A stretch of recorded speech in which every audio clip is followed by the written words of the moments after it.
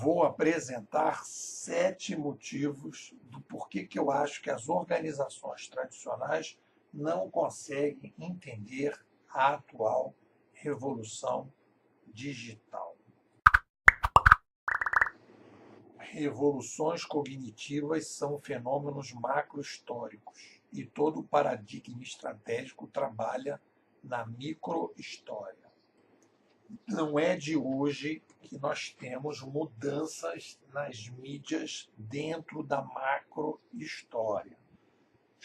Passagem dos gestos para a oralidade, da oralidade para a escrita manuscrita, da escrita manuscrita para a impressa, da impressa para as mídias eletrônicas e das mídias eletrônicas para as mídias digitais.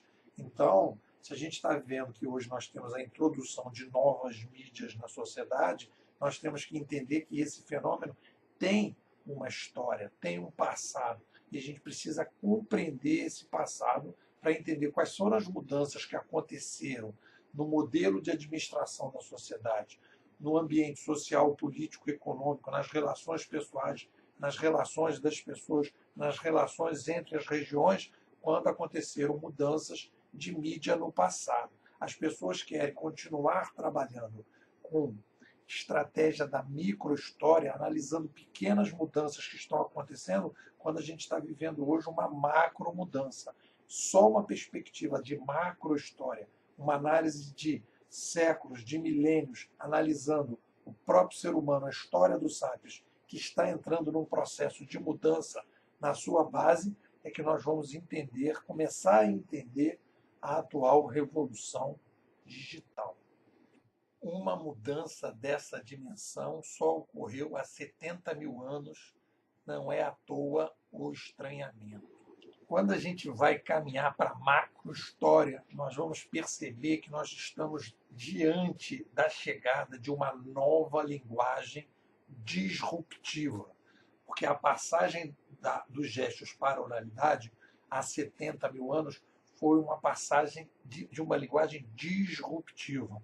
Nós demos um salto quântico na história dos sapiens, da mesma maneira que nós estamos fazendo agora. Só que nós, naquela época, eram meia dúzia de sapiens circulando pelo planeta pelados atrás de ursos e de ursas e de bichos e de animais. Hoje nós somos 7 bilhões. No meio dessa confusão toda aparece uma nova linguagem. Nós temos todo um legado e nós temos que construir uma nova civilização. É um verdadeiro caos, porque as pessoas estão totalmente imersas na microhistória e não conseguem olhar para a macrohistória. Então, essa mudança é a introdução de uma nova linguagem. Qual é essa nova linguagem? A linguagem dos cliques.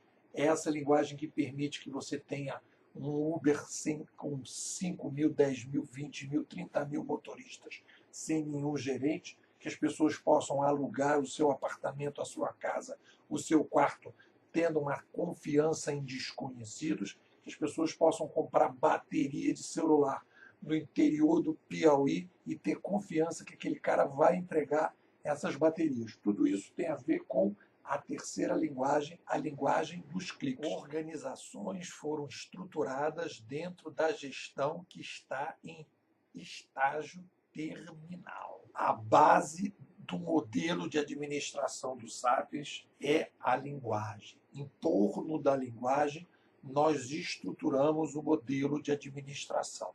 Se nós introduzimos uma nova linguagem na sociedade, nós temos a possibilidade de quebrar uma barreira e começar a pensar em um outro modelo de administração.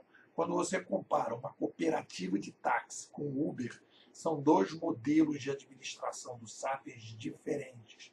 A forma de se fazer o controle, a fiscalização e a tomada de decisões é completamente diferente. Na gestão, nós tínhamos uma limitação do gestor que trabalhava nas linguagens oral e escrita. Recebia reclamação oral e escrita, tomava decisão oral e escrita. A partir dessas decisões, tinha todo um procedimento, tinha toda uma lógica, tinha todo um tempo, tinha todo um problema de comunicação com as pessoas de fora e tinha todo um problema que foi se acumulando e foi se agravando e entrando em crise em função do aumento demográfico. Agora nós temos a linguagem dos cliques. A linguagem dos cliques permite, porque é uma coisa muito simples, que inteligência artificial possa ajudar na tomada de decisão. Você aumenta a participação de massa. Você estabelece confiança entre desconhecidos. Você elimina a necessidade do antigo gestor e cria o curador. O curador trabalha dentro de uma plataforma e ele não se preocupa mais com o serviço ou produto que é entregue. Ele se preocupa na relação entre consumidor e fornecedor. É um outro modelo completamente diferente e isso tem deixado as organizações completamente ensandecidas. Empresas de consultoria que deveriam ajudar estão também em crise.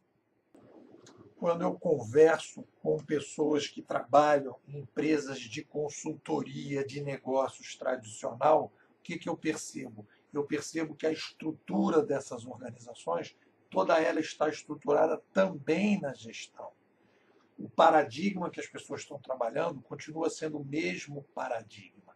Não é fácil o trabalho que a gente tem hoje. O trabalho que a gente tem hoje exige que a gente tenha uma mudança muito profunda em vários aspectos, na maneira de pensar a sociedade. E o que acontece? Essas organizações de consultoria que deveriam estar trabalhando e apontando o futuro, elas trabalham dentro da micro-história. São estrategistas que continuam trabalhando com o mesmo paradigma do século passado. Não conseguem entender. E aí o que acontece? É como se a gente tivesse uma nevasca lá fora e o termômetro que tem aqui dentro é um termômetro que não está vendo o frio que está vindo lá de fora, não está vendo a tempestade que está acontecendo. Então as organizações elas estão confiando nos antigos termômetros e esses antigos termômetros não estão mais conseguindo captar o tempo, a temperatura e estão, na verdade, mais do que ajudando, atrapalhando as organizações tradicionais. As universidades que deveriam ajudar estão também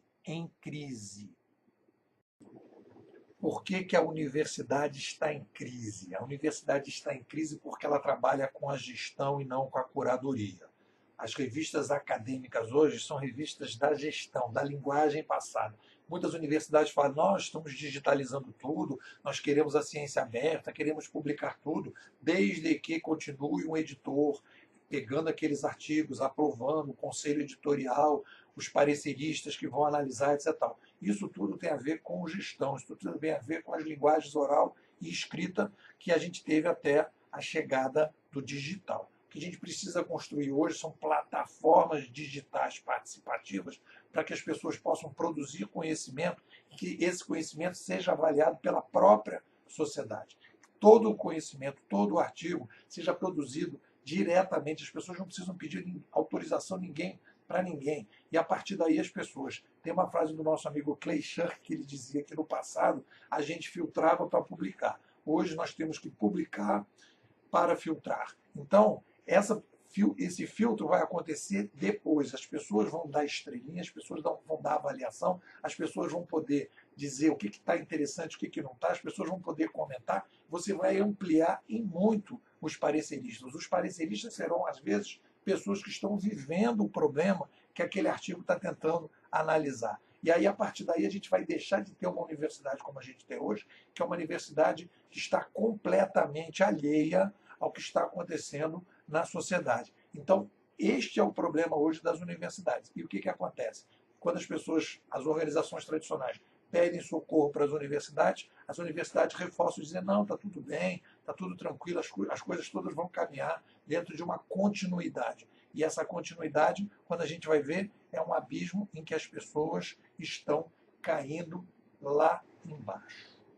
A mídia oral e escrita, que deveria ajudar, está também em crise. Se a gente analisar o que aconteceu na eleição dos Estados Unidos, com a vitória de Donald Trump, a gente vai ver que a mídia ela tinha um papel na sociedade de ser a filtradora dos fatos do mundo. E, além disso, ela fazia a interação entre as pessoas da sociedade. As pessoas interagiam entre si através de uma mídia vertical eletrônica de massa. Hoje, com a chegada das interações horizontais e com o surgimento de pessoas que tem um outro tipo de pegada, né? Milhares de pequenas pessoas que vão construindo uma reputação a partir das suas ideias e não a partir da estrutura dos canais, criou hoje uma outra maneira de se resolver problemas, de se pensar problemas. Então, o que acontece? A gente fica esperando que as grandes ideias, que as ideias que estão aí, que deveriam ser vistas por todo mundo, estão sempre na mídia e elas não estão. Por quê? Porque a mídia ela tem um determinado critério de filtragem das pessoas que vão aparecer na mídia, que é um critério que tem a ver com as próprias organizações. Então, a mídia não quer que esse mundo novo chegue porque ela se sente ameaçada também. Ela não quer que novos colunistas apareçam, porque esses novos colunistas vão dizer que ela está fracassando e que ela não vai ter futuro. E ela não quer mudar, ela não tem condições de mudar. O paradigma dela não está pronto para mudar. Então é uma mídia reacionária. E essa mídia faz o quê? Ela vai criando um veneno na sociedade. Porque as pessoas vão acreditando que a mídia vai conseguir apresentar as novidades, ela não vai conseguir, e de repente aparece, como aconteceu no caso da eleição nos Estados Unidos, uma grande novidade que estava ali pronta para acontecer e as pessoas ficam sabendo de repente. Então há uma desconfiança das mídias tradicionais e essa desconfiança faz com que as pessoas fiquem querendo acreditar e não querendo acreditar, e elas estão cumprindo um papel exatamente igual à universidade e às empresas de consultoria. Estão mais atrapalhando do que ajudando.